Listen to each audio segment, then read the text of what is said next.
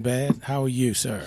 I'm good. I'm good. I'm all late, Well, that's but you okay. all know Better late than never. But that.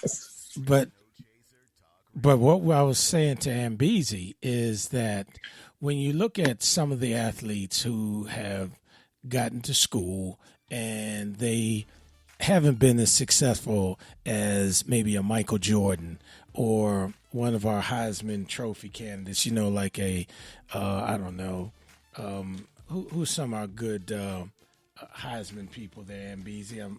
My old brain isn't working today. OJ? Oh, no. Jim Thorpe. How old is he? Wow, she hit me with OJ. But what I'm saying is some of those guys haven't made it, and some of those girls haven't made it. But at the end of the day, the reason that 99% of those kids are there is because of the academics. Because most kids are not going to play at a level where they will ever be considered even to play a pickup game, after work. So, that's a small group. But my point is when you have a small group of folk who are getting paid for coming to school and playing a sport, and then you have all those other kids running around campus who are working 3 and 4 jobs, who are keeping up their Should have grades. played a sport. And no, some of them can't play a kidding. I'm sport. kidding. Some of them can't play a sport. You know, kidding. you have some guys and girls. But listen. they can't even play stupid. But listen, because here's the thing. A lot of these kids, right? If they did well in high school, they do get academic scholarships.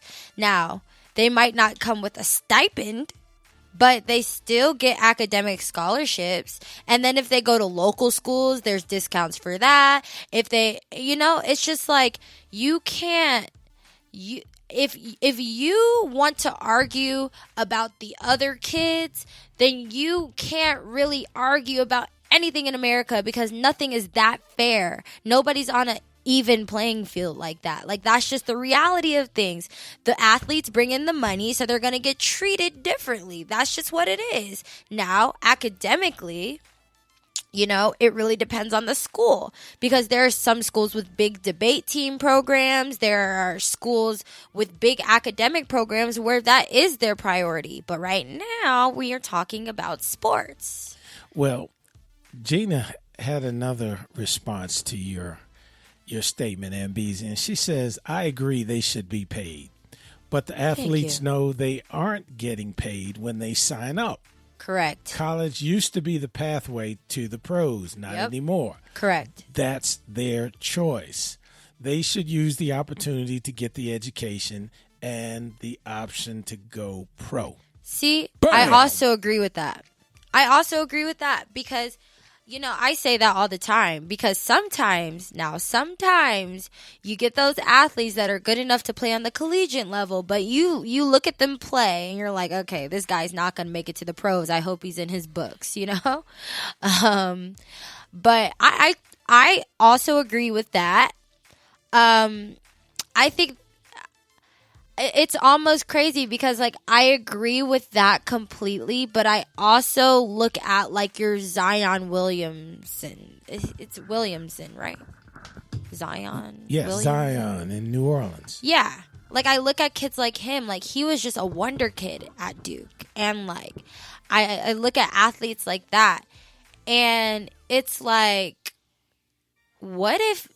Okay, let's say the opposite. What if...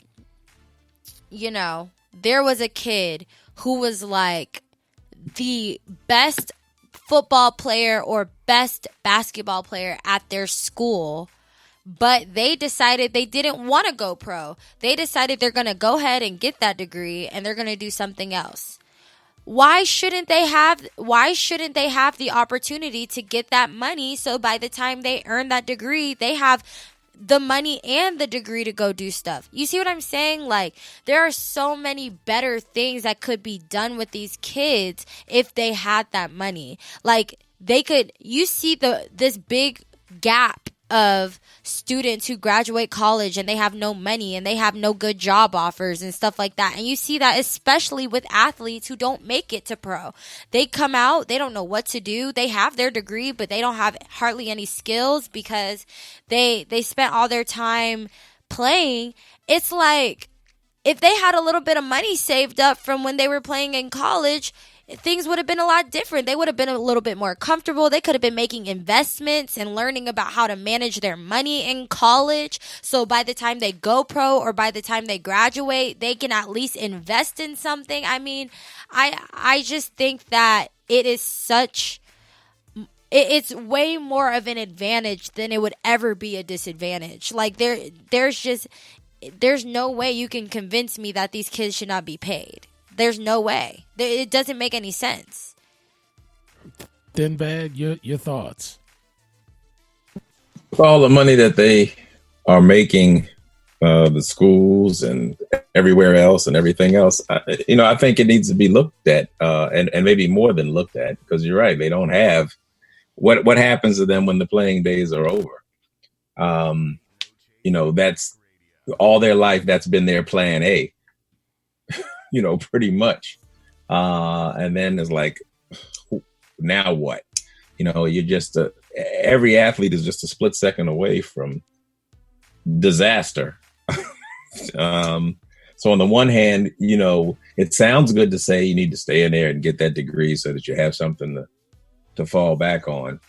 But on the other hand, I don't know. I guess I need to hear other stories of folks where that's happened, where they've been able to kind of fall back on their degrees and what they've been able to do. So you all have been going at it toe to toe, though. So I'm coming in the middle of this thing. So I want to, listen to how did this all start? I mean, we know we're talking about athletes and should they be paid to play, but obviously there are multiple sides to that story, but on the side of, why we've tried it the other way for a while. How about we try paying some of them and see what happens? I mean, what's the biggest drawback? Because, you got all this stuff that's going on under the table. You got coaches, all kinds of corruption schemes. You can't do it. Did they give you a Kleenex? Oh, you got to shut down the whole program. They gave him a Kleenex. Coach gave him a Kleenex when he was sneezing at a basketball game. Gotta shut it down. I mean, it's just brewing and brimming with, corruption or the potential for all of that kind of stuff. And a lot of times you have athletes who get caught up in the middle of some stuff that takes them out of the game. It has nothing to do with how they, their injuries or anything like that, but because they've been caught up or, caught up in some other stuff that the school has done or a coach has done or something like that. Well, and you're right to some extent. But for example, you've got players like Cassius Winston from Michigan State, ball players, Marcus Howard, Miles Powell at Seton Hall. And these guys are balling. I mean, when they come to your town, the stadium is packed or the gymnasium is packed because they want to see them shoot through the hoop. Just like, football players, when you look at Kyler Murray, Baker Mayfield, Lamar Jackson before he went to the Ravens. I mean, these guys are Heisman Trophy folks. So they're playing some ball, and they're playing at a level that none of us, except for you, then Bad, will ever aspire to, Yeah, right.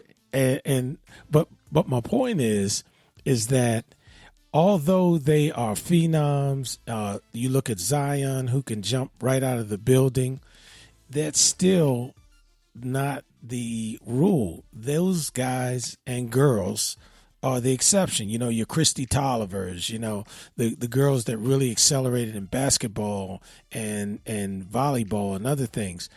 Those are exceptions. Those aren't the rule. And again, and sometimes, at least this is what the rumor mill has it, that they even get special consideration for their standardized tests because they can throw the ball through the hoop. How's that fair?